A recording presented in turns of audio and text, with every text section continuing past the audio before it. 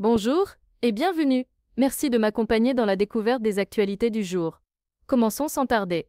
Première actualité, une joggeuse de 28 ans est portée disparue depuis le jeudi 10 avril à Vivonne, dans la Vienne. Partie faire son jogging dans la matinée, elle n'est pas rentrée à son domicile.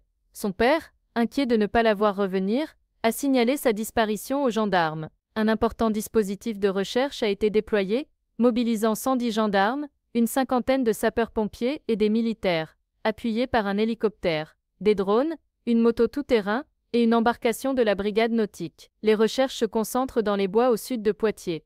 La maire de Vivonne, Rosemarie Berthaud, a indiqué que la gendarmerie organise les battues et a souligné l'émotion suscitée dans cette ville habituellement tranquille. Deuxième actu, l'entreprise française Vancorex, spécialisée dans la production de produits chimiques, a été reprise par un concurrent chinois. Cette acquisition soulève des inquiétudes quant à la souveraineté industrielle de la France, notamment dans des secteurs stratégiques. Les syndicats et certains responsables politiques appellent à une régulation plus stricte des investissements étrangers dans des entreprises françaises sensibles. Troisième actu, le tribunal de Montpellier a ordonné la suspension pour 4 mois du parc éolien d'Omella, dans l'Hérault, après la mort de 160 oiseaux d'espèces protégées, notamment des faucons cresserelles. C'est la première fois en France qu'une décision pénale est prise contre des exploitants d'éoliennes pour des raisons environnementales.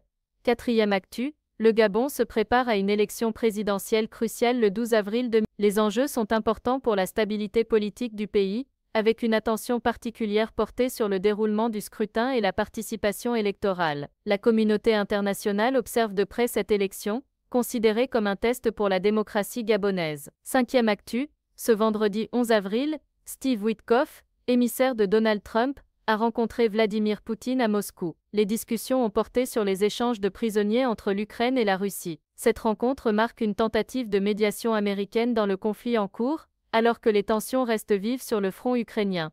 C'est tout pour aujourd'hui, nous nous retrouverons demain. En attendant, n'hésitez pas à vous abonner afin que nous puissions suivre l'actu ensemble. Prenez soin de vous, à bientôt.